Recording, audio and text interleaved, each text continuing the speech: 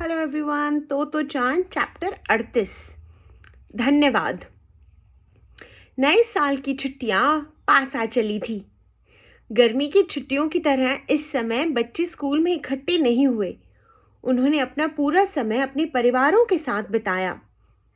मैं नए साल की छुट्टियां अपने दादाजी के साथ क्यूशू में बिताने वाली हूँ। मेगिता सबको बताती फिरती और ताई चांद, जिसे विज्ञान के प्रयोग करना पसंद था, कहता, मैं अपने बड़े भाई के साथ भौतिक विज्ञान की प्रयोगशाला देखने जाऊंगा। उसे इसी का इंतजार था।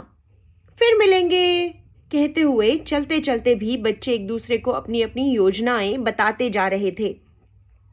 तो चांद अपने डैडी और माँ के साथ स्कीइंग के लिए गई। डैडी के ही ऑर्केस्ट्रा में निर्देशक व सेलो बजाने वाले मित्र हाइदो साइतो का शिगा के पहाड़ों पर एक खूबसूरत सा घर था। वे हर एक सर्दी उनके ही साथ उसी जगह बिताते थे। तो चांद जब बहुत छोटी थी तभी से स्कीइंग सीख रही थी। घोड़े से खिंचने वाली स्लेज पर बैठकर स्टेशन से स्कीइंग करने की जगह तक पहुंचना पड़ता था। वहां चारों ओर सपाट बर्फ की सफेदी रहती थी। सारी पहाड़ियां, सारे ढलान बर्फ से ढके रहते। बस कहीं कहीं बीच में सूखे पेड़ों के ठूंठ दिखते थे। जिन लोगों के पास ठहरने के लिए श्री साइतो जैसे घर नहीं थे, उनके लिए वहां एक जापानी सराय बनी थी। एक पश्चिमी तरीके का होटल भी था। ढेरों विदेशी वहां आते थे। पर इस साल तो चांद के लिए बात ही कुछ दूसरी थी।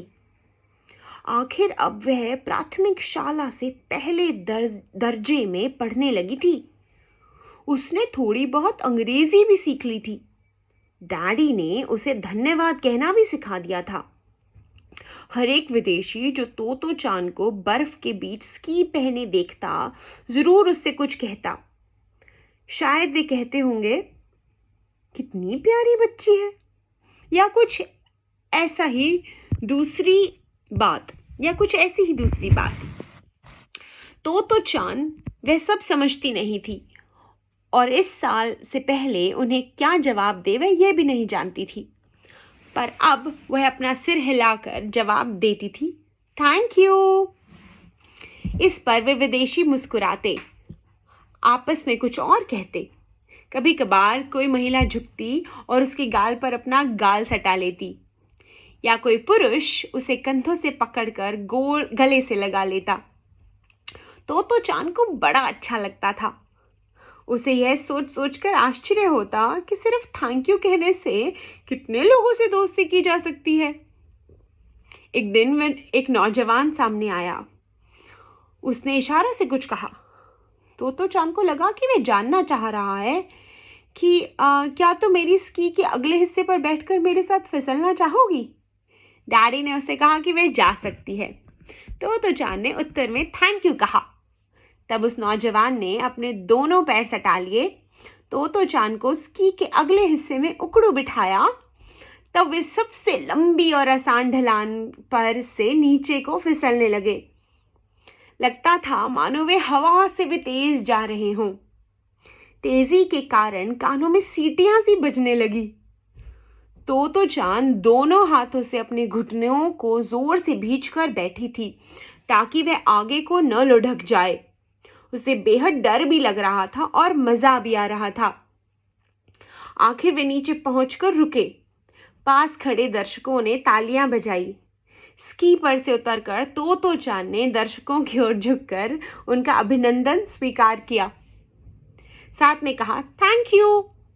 इस पर सबने और जोर से तालियां बजाई। यह तो चांद को काफी बाद में पता चला कि उस नौजवान का नाम शनाइडर था। वह विश्वविद्यालय का विख्यात स्कीयर था और हमेशा चांदी की बनी स्की छड़ियां इस्तेमाल करता था। उस दिन जो बात उसे अच्छी लगी थी वह कुछ दूसरी ही थी। जब वे ढलान पार कर नीचे पहुंचे और लोग तालियों से उनका स्वागत कर चुके, तो वह झुककर उसके पास बैठ गया। उसने तो चांद का हाथ अपने हाथों में थामा और तब उसने भी तोतो चान को थैंक यू कहा, मानो वह कोई खास हस्ती हो। उसने तोतो चान को बच्चा नहीं माना था। उसका व्यवहार बिल्कुल ऐसा था मानो तोतो चान भी कोई एडल्ट महिला हो। जब वह नीचे झुका था तभी तोतो चान को पता चल गया था कि वह भद्र पुरुष है। उस क्षण उनके पीछे दूर दूर तक फैली बर्फीली घाटियां चोटियां थी जो कभी खत्म होती नजर नहीं आ रही थी।